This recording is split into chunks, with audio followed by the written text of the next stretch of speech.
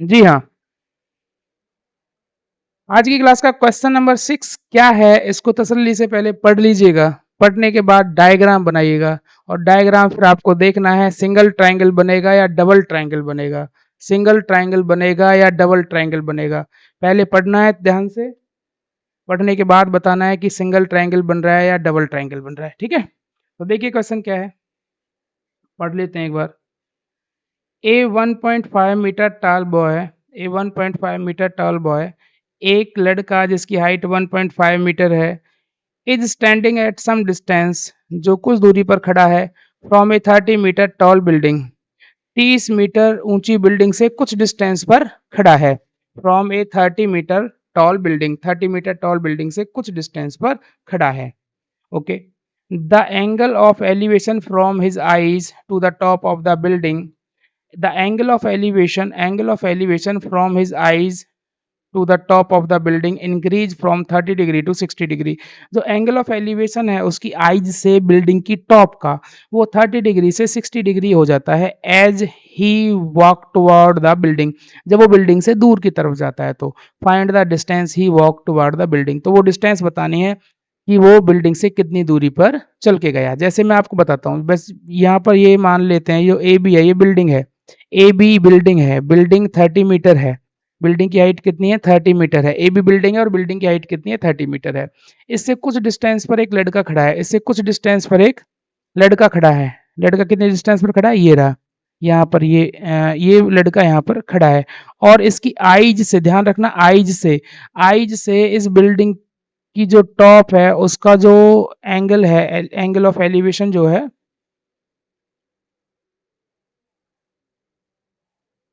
वो यहाँ पर 60 डिग्री है। कितना है, 60 डिग्री है। ठीक है, पहले वो यहाँ पर खड़ा हुआ था, ध्यान समझना, पहले वो लड़का यहाँ पर खड़ा हुआ था इधर, और यहाँ से कितना एंगल था उसका, यहाँ से एंगल ऑफ एलिवेशन जो था वो 30 डिग्री था। लेकिन जैसे ही वो बिल्डिंग की तरफ बढ़ा, जैसे ही वो बिल्डिंग की तरफ बढ़ा तो एंगल ऑफ एलिवेशन कितना हो गया, 60 डिग्री हो गया। समझ में आ रही है बात, ध्यान से समझिएगा। ये जो ए बी है वो बिल्डिंग है, ए बी जो है वो बिल्डिंग है, और बिल्डिंग की हाइट कितनी है, ए बी जो बिल्डिंग है और बिल्डिंग की हाइट कितनी है, ये ए बी बिल्डिंग है। बिल्डिंग की जो हाइट है ना टोटल, यहाँ से यहाँ तक जो टोटल हाइट है वो 30 मीटर है। कितनी है, 30 मीटर, 30 मीटर हाइट है बिल्डिंग की। और यहाँ पर एक लड़का खड़ा है जिसकी हाइट 1.5 मीटर है, जिसकी हाइट 1.5 मीटर है, इसको सी डी मान सकते हैं आप, कुछ भी कह दीजिए, ठीक है।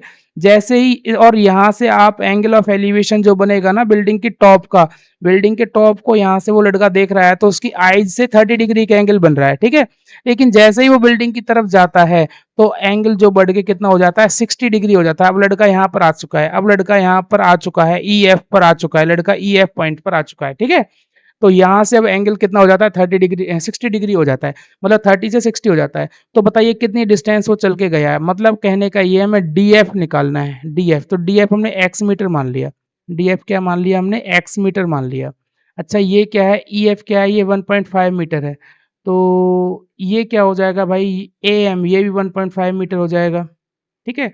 बेटा यहाँ 90 डिग्री का एंगल बन रहा है, तो एम बी निकाल लीजिएगा, M B, M B.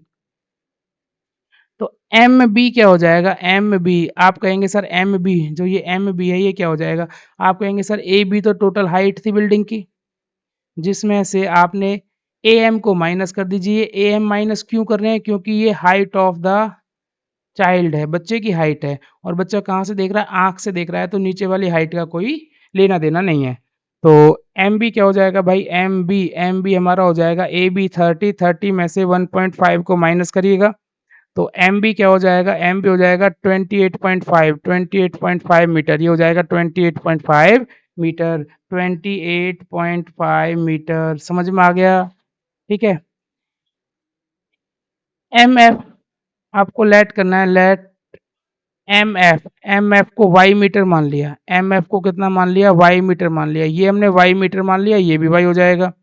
D F क्या है, डी एफ, डी एफ आपने एक्स मीटर मान लिया, एक्स मीटर मान लिया, तो ये एक्स है तो ये भी एक्स हो जाएगा, ठीक है। अब मुझे ये बताइए इसमें कितने ट्रायंगल आपको दिख रहे हैं, आपको इसमें कितने ट्रायंगल दिख रहे हैं, उन दोनों ट्रायंगल से आपको इक्वेशन बनानी है और एक दूसरे में वैल्यू पुट कर देनी है, और उसके बाद हमारा आंसर आ जाएगा। तो सबसे पहले मुझे एक ट्रायंगल दिख रहा है बीएमएफ, इन ट्रायंगल बीएमएफ मैं बना लेता हूँ। बी देखो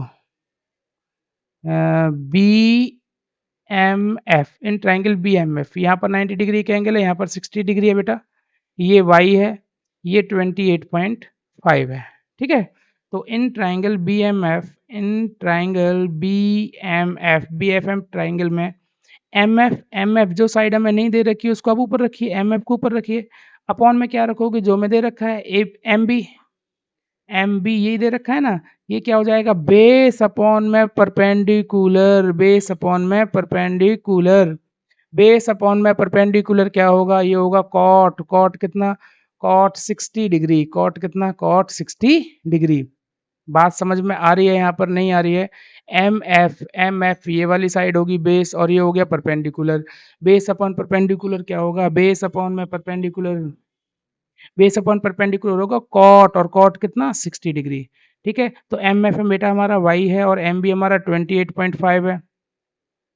कॉट 60 की वैल्यू क्या होगी, आप कहेंगे जी tan 60 का रेसिप्रोकल कर दो, tan 60 की वैल्यू क्या होती है, √3 होती है, तो ये 1 अपॉन में √3 क्या हो जाएगी, 1 अपॉन में √3, क्रॉस मल्टीप्लाई कर दीजिएगा, तो y इज इक्वल टू क्या आ जाएगा 28.5 अपॉन में √3, 28.5 अपॉन में √3, 28.5 अपॉन में √3।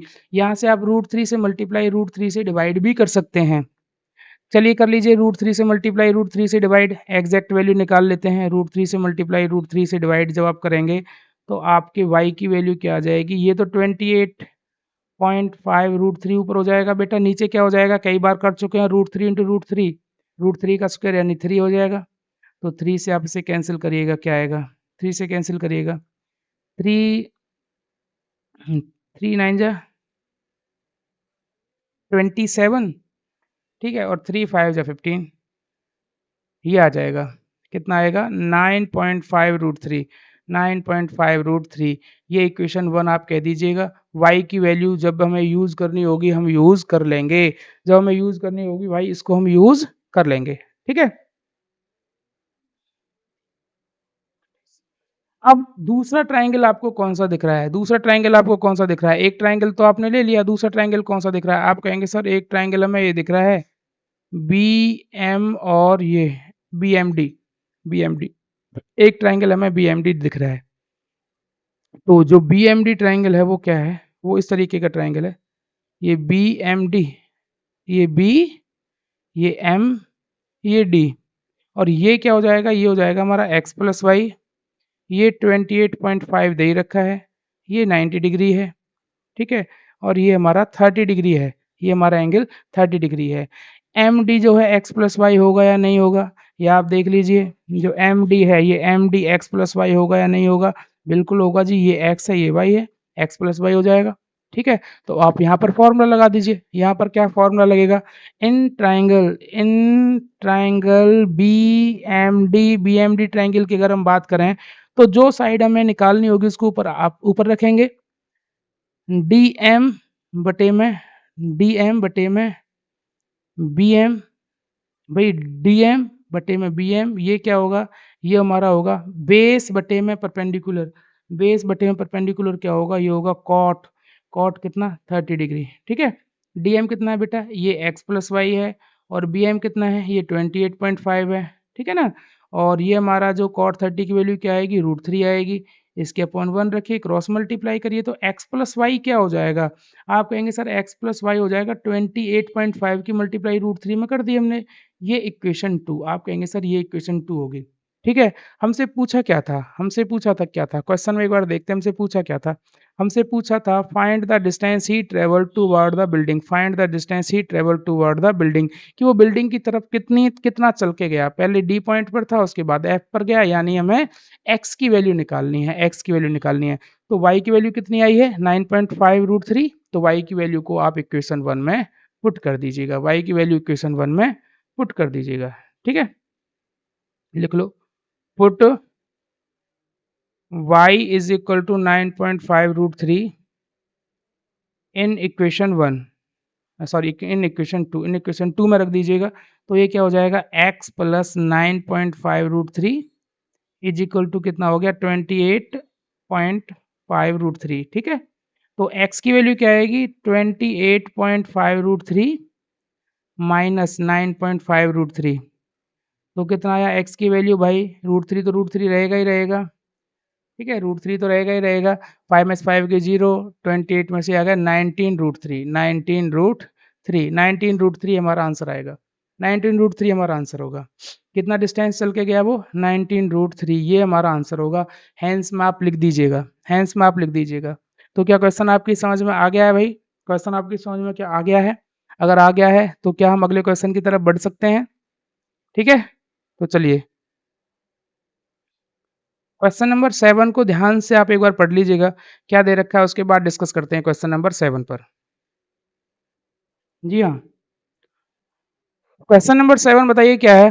क्वेश्चन नंबर 7 देखो इतना सा क्वेश्चन है, बहुत आसान सा क्वेश्चन है। From A point on the ground, ground पर एक पॉइंट से the angle of elevation of the bottom and top of A transmission tower fixed at the top of 20-meter high building are 45 degree and 60 degree respectively. Find the height of the tower. Find the height of the tower. From a point on the ground, the angle of elevation of the bottom and top of a transmitter tower fixed at the top of 20-meter high building are 45 degree and 60 degree respectively. Find the height of the tower. तो हम ये कह सकते हैं question क्या है, जहां तक समझ में आया है क्वेश्चन ये है कि एक 20 मीटर ऊंची एक बिल्डिंग है, ए बी एक 20 मीटर हाइट की एक बिल्डिंग है, 20 मीटर हाइट इसकी बिल्डिंग है, बिल्डिंग की हाइट है, और इस बी पर जो ये छत है, बिल्डिंग की छत है, इसके ऊपर एक टावर लगा हुआ है, इसके ऊपर एक टावर लगा हुआ है, ये बी सी हम कह सकते हैं टावर है। इसकी हाइट हमने एच मीटर मान लेते हैं, ठीक है। और ग्राउंड पर कहीं पर भी खड़े होकर अगर हम इस टावर के बॉटम को देखें और टावर के टॉप को देखें, बॉटम को देखें और टॉप को देखें, तो कितने डिग्री का एंगल बन रहा है? आपके सामने एंगल बन रहा है, इसको आप पहले डी पॉइंट मान लीजिए, आपके सामने एंगल बन रहा है 45 डिग्री और 60 डिग्री, तो ये तो 45 डिग्री का होगा भाई, छोटा वाला। और ये जो टोटल एंगल है, ये हमारा टोटल एंगल कितना होगा? टोटल एंगल हमारा 60 डिग्री का होगा, टोटल एंगल हमारा 60 डिग्री का होगा। यहाँ ये 90 डिग्री है, ठीक है। तो आपको क्या निकालना है? Find the height of the tower. तो यहाँ पर कितने ट्राइंगल बन रहे हैं? यहाँ पर 2 ट्राइंगल बन रहे हैं और दोनों ट्राइंगल से 2 इक्वेशन निकलेंगी, ठीक है। तो आप लेट कर सकते हैं, लेट ए डी, जो साइड आपको नहीं दे रखी, हाइपोटेन्यूज के अलावा, हाइपोटेन्यूज तो बहुत कम यूज करेंगे हम, ठीक है, जब जरूरत पड़ेगी जब ही लेट करना है, नहीं तो हाइपोटेन्यूज लेट नहीं करना। तो हमें ये ए डी नहीं दे रखा, ये हमने एक्स मीटर मान लिया, मान सकते हैं एक्स मीटर, तो A D is equal to X metre मान लिया हमने। और BC को क्या मान लिया? BC को हमने H मीटर मान लिया। ये क्या है BC? BC क्या है? Height of tower, height of tower, ये टावर की हाइट है। टावर की हाइट कितनी हो जाएगी? टावर की हाइट हो जाएगी हमारी H मीटर, H मीटर हो जाएगी टावर की हाइट, ठीक है। तो अब देखिए कौन कौन से ट्राइंगल आपको दिख रहे हैं बेटा, in triangle B A D, B A D, हमें तो भैया एच की वैल्यू निकालनी है, ठीक है। दोनों ट्राइंगल हम लेके चल रहे हैं, बी ए डी ट्राइंगल आपको दिख रहा होगा, देखो ये है, ये इतना सा है बी, ये ए, ये डी, बी ए डी, ये 90 डिग्री एंगल है, ठीक है, ये 45 डिग्री है, ठीक है, ये एक्स है और ये 20 है, ठीक है। आपको ये बताया हुआ है कि जो साइड आपको नहीं दे रखी हो उसको आप ऊपर रखेंगे और जो गिवन है उसको आप नीचे रखेंगे और क्वेश्चन को सॉल्व कर देंगे। तो बताइए क्या दे रखा है भैया? इसमें हम यहाँ यही निकाल लो ना, इसमें चलो हम क्या निकाल सकते हैं, ये ए डी को आप ऊपर रखिए, ए डी अपॉन में ए डी, नीचे लिखना है आपको, मैं स्पेस की वजह से लिख रहा हूँ कि आपको यहाँ पर दिखता रहे, ए डी अपॉन में ए बी, ये क्या होगा? बेस बटे में परपेंडिकुलर, बेस बटे परपेंडिकुलर क्या होगा? बेस बटे परपेंडिकुलर होगा कॉट, कॉट कितना? कॉट 45 डिग्री, ठीक है। तो ए डी हमारा एक्स है और ए बी हमारा कितना है? ए बी हमारा कितना है? ए बी 20 है, तो ये कॉट 45 की वैल्यू 1 है, 1/1 क्रॉस मल्टीप्लाई करेंगे तो x की वैल्यू 20 हो जाएगी। x की वैल्यू क्या हो जाएगी? 20, x की वैल्यू क्या हो जाएगी? 20। क्या ये समझ में आ गया? x की वैल्यू 20 आ गई। अब दूसरे ट्राइंगल को ले लीजिए, दूसरे ट्राइंगल को ले लीजिए, कौन सा triangle? C A D total, सबसे पूरा बड़ा triangle C A D, total पूरा ट्राइंगल सी ए डी, देखिएगा, ध्यान से समझिएगा, जो दूसरा ट्रायंगल है वो कौन-सा है? ये सी, ए और डी। बहुत से बच्चे क्या करते हैं सीबीडी सीबीडी को ले लेते हैं। भाई इस सीबीडी ट्रायंगल में राइट एंगल थोड़ी है कहीं पर भी, तो इसको नहीं लेना। सीएडी को लेना है, सीएडी को लेना है, इसको सीएडी को, इन ट्रायंगल सीएडी। तो सीएडी ट्रायंगल कहाँ है? ये रहा सीएडी ट्रायंगल, यहाँ पर मैं बना लेता हूँ, ठीक है? सीएडी। अब मुझे बताओ एसी क्या हो जाएगा? आप बताओ यहाँ से यहाँ तक एसी क्या हो जाएगा? आप कहेंगे सर ये तो हो जाएगा 20 + h, बिल्कुल ठीक है। और ये एडी क्या हो जाएगा? एडी हमारा एक्स है। और ये एंगल कितना है? आप कहेंगे सर ये एंगल बड़ा वाला तो 60 डिग्री का दे रखा है, ये 90 डिग्री का है। ठीक है भाई? तो in triangle CAD CAD triangle की अगर हम बात करें तो पहले एसी को ऊपर लिख दीजिए, एसी अपॉन में एडी, ये क्या होगा? परपेंडिकुलर अपॉन में बेस, ये होगा tan, tan कितना? tan 60 degree. एसी कितना है? 20 + h और एडी कितना है? एडी एक्स है। tan 60 की वैल्यू क्या है? tan 60 की वैल्यू √3 है। क्या tan 60 की वैल्यू √3 है या नहीं है? बिल्कुल tan 60 की वैल्यू √3 है। √3 अपॉन 1 क्रॉस मल्टीप्लाई करिए तो 20 + h = क्या हो जाएगा? √3x √3x। ये इक्वेशन 2 आप कह सकते हैं, ये इक्वेशन 2 आप कह सकते हैं, ठीक है? अब आपको क्या करना है? आपको सिर्फ इसमें x की वैल्यू पुट करनी है, सिर्फ इसमें आपको x की वैल्यू पुट करनी है। Put the value of x, put the value of x in equation 2। Equation 2 में x की वैल्यू पुट करनी है तो क्या है ये? 20 + h = x की वैल्यू पुट करिए, x की वैल्यू 20 आई है ना? 20√3 तो क्या आ जाएगी h की वैल्यू? h की वैल्यू हो जाएगी 20√3। बेटा ये 20 को इधर ले जाइए तो माइनस का 20, तो h की वैल्यू हो जाएगी 20, कॉमन आ जाएगा और क्या बचेगा? √3 - 1। तो यही हमारा आंसर होगा, यही हमारा आंसर होगा, यही h है, यही हाइट ऑफ टावर है, यही हाइट ऑफ टावर है, ठीक है? अगर आपको √3 की वैल्यू क्वेश्चन में दे रखी है तो आप वो वैल्यू पुट करेंगे, और अगर क्वेश्चन में √3 की वैल्यू नहीं दे रखी है तो उसको पुट करने की कोई ज़रूरत नहीं है, ठीक है? रूट में ही आप अपना आंसर दे देंगे। तो क्या ये 7th क्वेश्चन आपकी समझ में आ गया है? आसान क्वेश्चन है, अगर आप एक बार प्रैक्टिस करोगे तो ये बिल्कुल सारे क्वेश्चन समझ में आ जाएंगे, ओके? तो क्वेश्चन नंबर 7 के बाद अब हम करेंगे क्वेश्चन नंबर 8। Question number 8। तो क्वेश्चन नंबर 8 एक बार पढ़ते हैं, देखते हैं क्या है। जी, क्वेश्चन नंबर 8 क्या है? क्वेश्चन नंबर 8 इतना सा है, ए स्टैचू 1.6 मीटर टॉल, एक स्टैचू है जो कितनी लेंथ है उसकी स्टैचू की? स्टैचू की जो लेंथ है ना 1.6 मीटर है। Stand on A top of pedestal, वो एक पेडिस्टल के ऊपर खड़ा हुआ है, मतलब इस तरीके से कोई पेडिस्टल है यानी कोई चबूतरा है। इस चबूतरे के ऊपर एक स्टैचू खड़ा हुआ है और स्टैचू की जो लेंथ है वो कितनी है? वो 1.6 मीटर टॉल है। आप इसको लेट कर सकते हैं, ये ए बी, ये स्टैचू ए बी जो है पेडिस्टल है और ये बी सी स्टैचू है, ठीक है भाई? From A point on the ground, ground पर एक पॉइंट से the angle of elevation of the top of statute, statue के टॉप को अगर देखते हैं तो कितने डिग्री का एंगल बनता है? एंगल ऑफ एलिवेशन कितना होता है? 60 डिग्री का बनता है। कितना? 60 डिग्री का एंगल ऑफ एलिवेशन 60 डिग्री का बनता है, ठीक है? And the same point the angle of elevation of the top of pedestal, और पेडिस्टल के टॉप को देखते हैं यहीं से तो कितने डिग्री का एंगल बनता है? 45 डिग्री का एंगल बनता है, 45 डिग्री का एंगल बनता है। अगर पेडिस्टल के टॉप को देखते हैं तो हम पेडिस्टल के टॉप को देखते हैं तो 45 डिग्री का एंगल बनता है, ठीक है? तो आपको क्या निकालना है?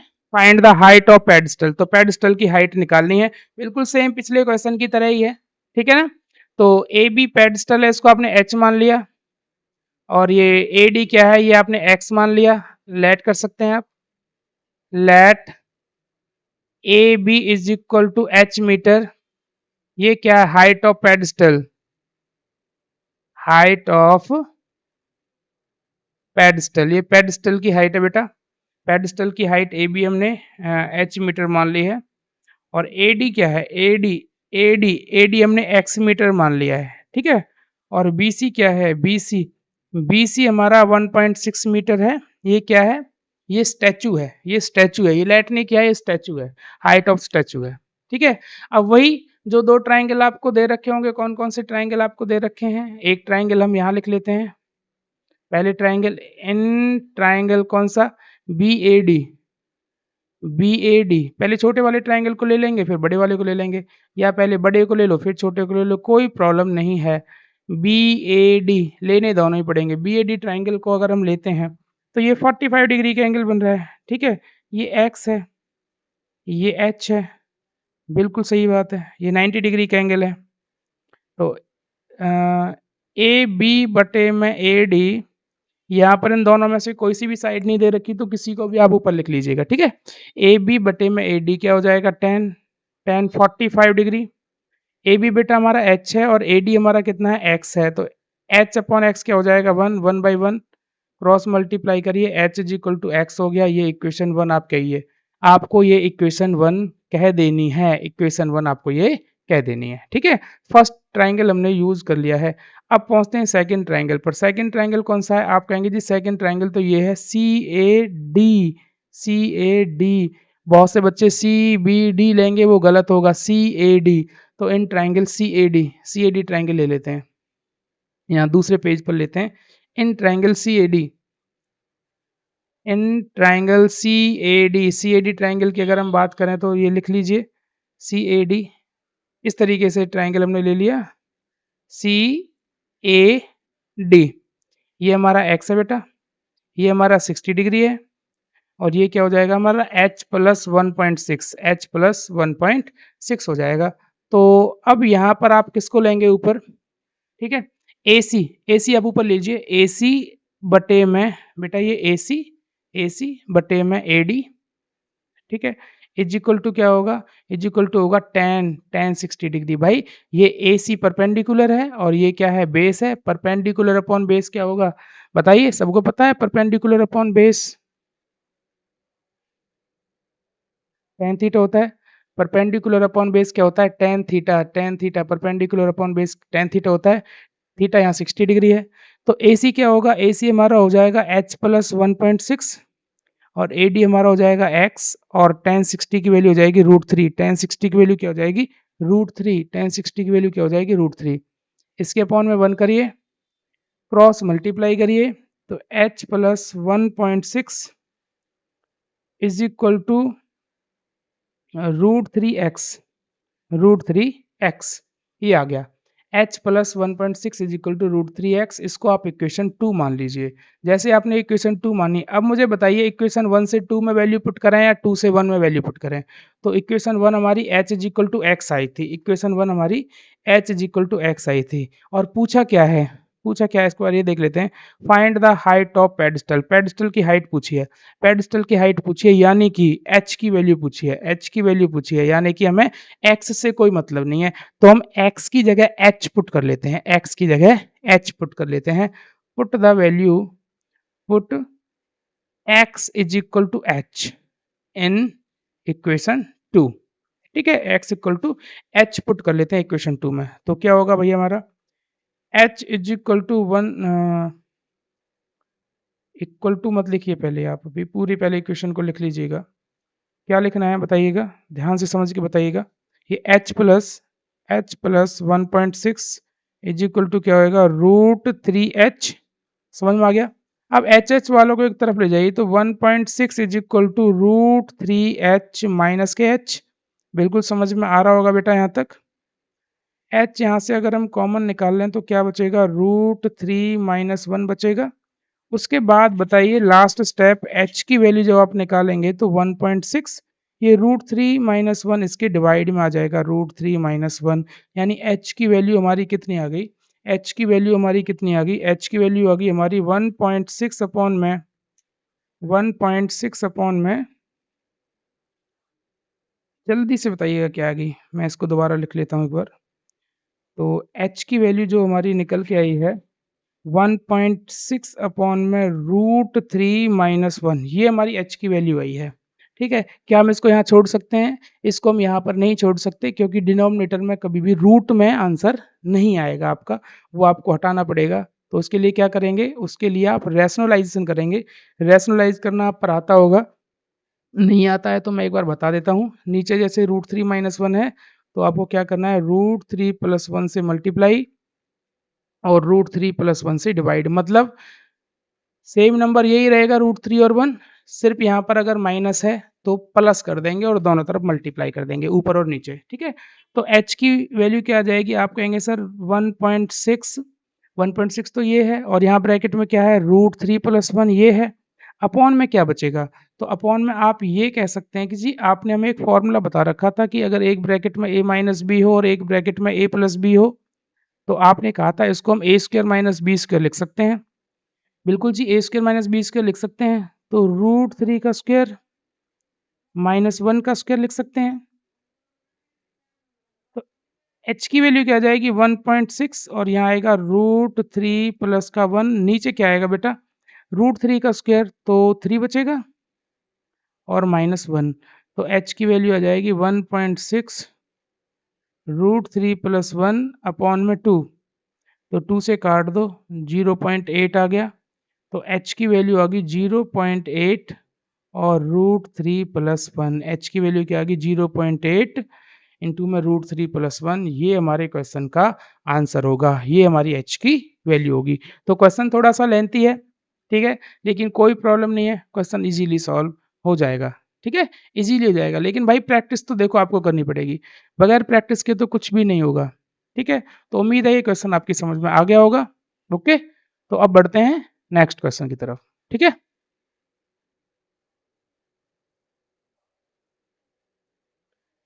क्वेश्चन नंबर 9 ध्यान से पढ़िएगा, क्या दे रखा है क्वेश्चन नंबर 9 में? क्वेश्चन नंबर 9 में इतनी सी बात दे रखी है भाई, पहले आप एक बार ध्यान से पढ़ लीजिएगा, उसके बाद देखते हैं क्या इसमें हो सकता है। तो क्वेश्चन नंबर 9 में देखो, पहले क्वेश्चन को मैं पढ़ लेता हूँ, आपको एक बार बता देता हूँ क्या है इसमें। The angle of elevation the angle of elevation of the top of A building from the foot of tower is 30 degree. मतलब एक बिल्डिंग है और एक टावर है, हम कह सकते हैं एक बिल्डिंग है, एक टावर है, एक बिल्डिंग है, एक टावर है। अब इसमें से ये नहीं पता कि कौन सी बिल्डिंग है, कौन सा टावर है, ठीक है? लेकिन अब हम देखते हैं कि कौन सी बिल्डिंग है, कौन सा टावर है। The angle of elevation of the top of A building from the foot of tower, मतलब टावर के नीचे खड़े होकर बिल्डिंग के टॉप को देखते हैं तो 30 डिग्री का एंगल बनता है। And the angle of elevation of the top of A tower from the building foot of the building, अगर बिल्डिंग के फुट पर खड़े होकर टावर को देखते हैं तो 60 डिग्री का एंगल बनता है। ध्यान से समझना, यहीं पर छुपा हुआ है कि कौन सा बड़ा है, बिल्डिंग बड़ी है या टावर बड़ा है। बिल्डिंग बिल्डिंग के टॉप को देखते हैं, अगर हम बिल्डिंग के टॉप को देखते हैं कहाँ पर खड़े होकर, टावर के फुट में खड़े होकर, टावर के नीचे खड़े होकर बिल्डिंग को देखते हैं तो 30 डिग्री का एंगल बनता है, ओके। और बिल्डिंग के नीचे खड़े होकर टावर को देखते हैं तो 60 डिग्री का एंगल बनता है। मतलब टावर को देखने के लिए एंगल ज़्यादा आपको नज़र उठानी पड़ रही है, मतलब ये जो बड़ा वाला है वो टावर है, बड़ा वाला क्या है, टावर है। मतलब ये बिल्डिंग है, हम कह सकते हैं ए बी जो है वो बिल्डिंग है, सी डी जो है वो टावर है। बिल्डिंग के फुट में खड़े होकर टावर को देखते हैं तो 60 डिग्री का एंगल बनता है, मतलब आपको नज़र ज़्यादा उठानी पड़ रही है, 60 डिग्री का एंगल बनता है। और टावर के फुट में खड़े होकर बिल्डिंग को देखते हैं तो 30 डिग्री का एंगल बनता है, तो 30 डिग्री का एंगल बनता है यहाँ पर, ठीक है ना?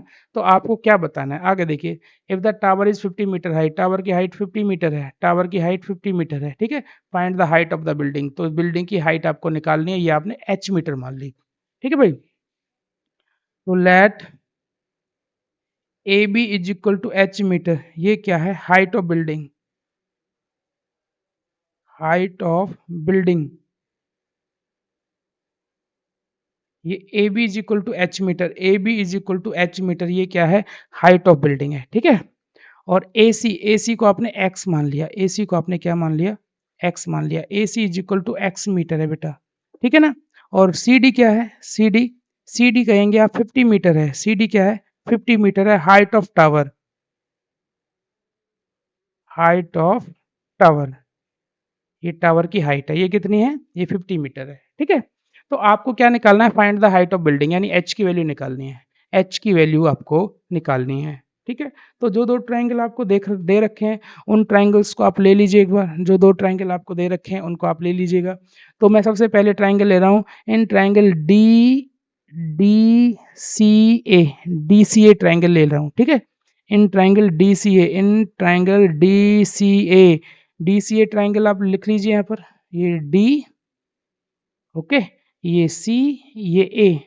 तो बताइए क्या दे रखा है, ये CD तो 50 है, ये तो 50 मीटर है और ये 60 डिग्री का एंगल है, ओके, ये X है। तो अब बताइए कैसे लिखेंगे, क्या दे रखा है?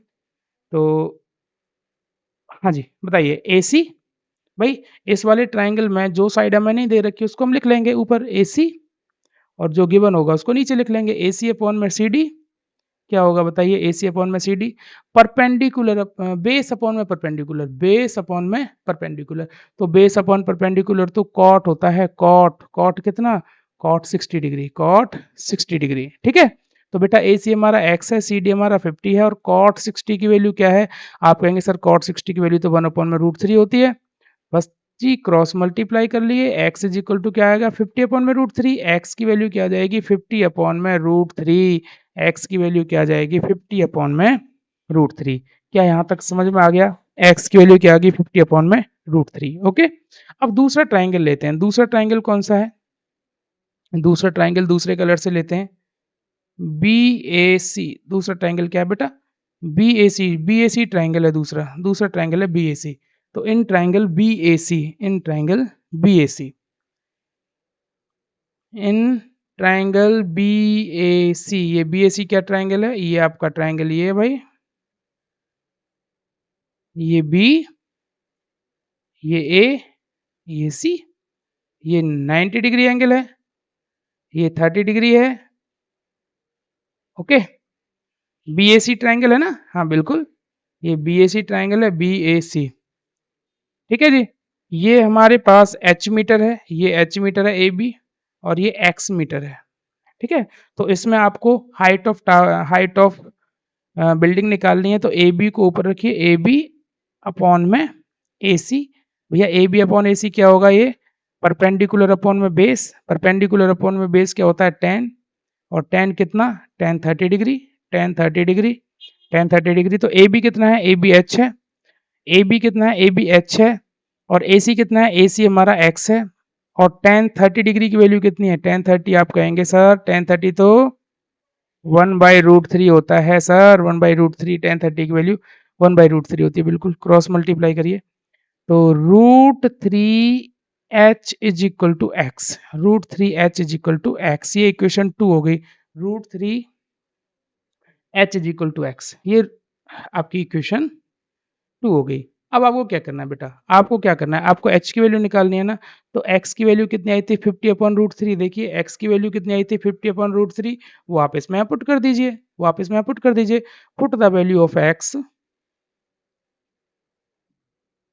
Value of x in equation 2 में x की वैल्यू पुट करिए, क्या आएगी x की वैल्यू, ये √3h is equal to X, X हमारा है कितना है, x हमारा है 50 अपॉन में √3, कितना बेटा, 50 अपॉन में √3, x की वैल्यू कितनी है, 50 अपॉन में √3 है, 50 अपॉन में √3 नहीं सॉरी 3 है, 50 अपॉन में 3, देखिए 50 अपॉन में 3 सॉरी √3 है, 50 अपॉन में √3 है, 50 अपॉन में √3 है, बिल्कुल रूट है।